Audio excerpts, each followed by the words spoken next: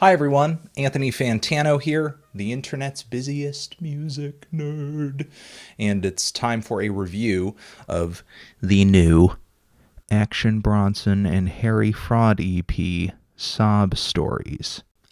Action Bronson is a New York rapper, easily right now one of the best in the underground on the East Coast. And mixtape after mixtape, album after album, music video after music video, the dude has built up a pretty hefty and healthy buzz. The dude's got a lot of personality, though he does tend to run kind of profane. And even though he does rap a lot about cars, girls, the more glamorous things in life, food, a lot of food. However, I do think he can be pretty hilarious with some of the things he says in his songs. Another thing that keeps a lot of these very familiar hip-hop themes kind of fresh is that on a lot of projects, Action Bronson will work with an entirely different producer for the duration of an entire project, putting out releases with Static Selecta as well as Party Supplies. One of his more recent ones, and I think my favorite to date, the project he put out with The Alchemist, Rare Chandeliers. And now this new EP that he has out is with Harry Fraud, which in terms of producers is a bit of a change of pace for Action Bronson. Harry Fraud is a very versatile producer for sure. However, he has worked with artists who are much more mainstream than Action Bronson, and when he does produce beats, they are usually a little more, I guess, modern in flavor than some of the boom bap stuff that Action tends to kind of spit on. And of course, there are some tracks on this pretty short release that do bend to Action Bronson's East Coast whims, like the song 7 Series Triplet, which of course does have a boom bap beat on it,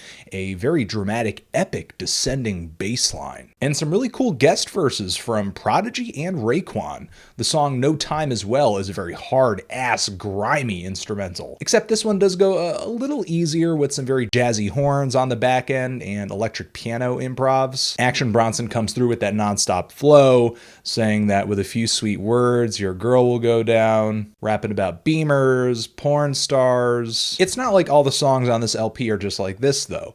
Bronson does use Harry Fraud to rap over some instrumentals that do have a more modern flair to them. The song Strictly for My Jeeps, I think, is a bit of a combo of some newer sounds and Action Bronson's more sample-based boom bap production preference. The speedy claps and build-ups on this track, it's really just a hard knocking friggin' beat. And the songs The Rockers and Alligators both have trap music flavors in them, of course, which in theory isn't necessarily a bad thing, since a lot of the stuff Action Bronson raps about, many other more mainstream rappers who rap over trap stuff rap about. You know, he's rapping about greedy shit, violent shit, especially on the moment where Wiz Khalifa is featured, though I'm sure it is great for Action Bronson to be working with a guy that big. Not only that, but Action Bronson really doesn't write hooks very well for this kind of hip-hop style. He tends to come through with a more repetitive,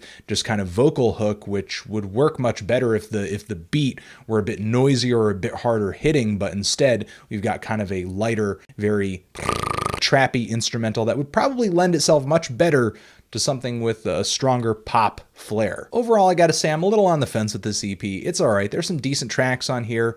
The few openers that were on this thing were really too short to be memorable. It's really Action Bronson just trying some new sounds, just using this as a testing ground to put some new ideas forward and just kind of seeing how they work out. And of course, the guy gets props for trying something new, and it's not like when he was doing something a little more modern, it was a complete failure. The song Strictly for My Jeeps, like I said, is a great combination of that boom bap sound and some more modern trap-like, just style hip-hop production. And that's essentially the review.